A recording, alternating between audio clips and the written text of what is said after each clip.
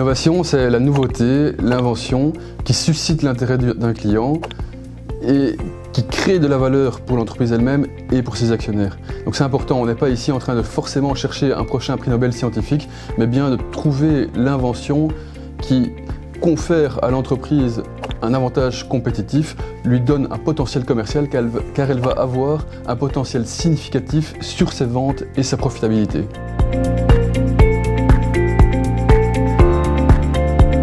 Les entreprises évoluent dans un environnement compétitif qui est de plus en plus complexe. Tous les secteurs de l'économie ont été et sont impactés par la disruption. Donc, on a des défis, mais qui vont aussi créer des opportunités fantastiques de croissance pour les entreprises qui ont le bon business model, qui ont la bonne stratégie, qui innovent, qui sont à la pointe de leur industrie.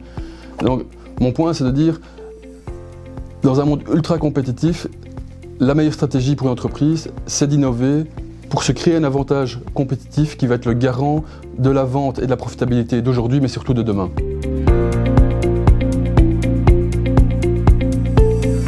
L'innovation produit, c'est la plus intuitive. Un bon exemple dans le secteur alimentaire, avec des entreprises dans les ingrédients alimentaires, donc qui inventent des nouvelles solutions, des nouveaux ingrédients qui permettent de reformuler les produits, d'améliorer la nutrition de ces produits pour répondre aux besoins du consommateur qui veut un produit plus sain et plus de transparence sur l'étiquette, sur la qualité des produits utilisés. Alors peut-être moins intuitif ici, Innovation Processus, c'est une entreprise qui va avoir quelque chose de unique dans la manière de s'organiser et qui va lui donner un avantage compétitif.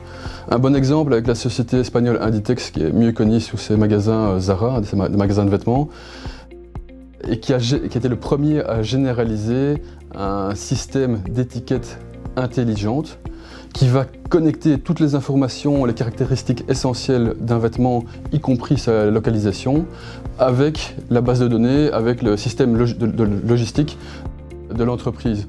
Alors là aussi, on peut être innovant dans la manière de gérer son image, ses prix, ses canaux de distribution. Un excellent exemple avec L'Oréal qui, grâce à sa stratégie marketing digitale, a vraiment réussi à recréer des barrières à l'entrée. Quand ils ont commencé à recruter des blogueurs, des blogueuses qui expliquent dans des vidéos sur Internet ou sur les réseaux sociaux comment utiliser certains de leurs produits ou simplement donner des conseils de beauté pour vraiment créer un lien unique entre L'Oréal et le consommateur.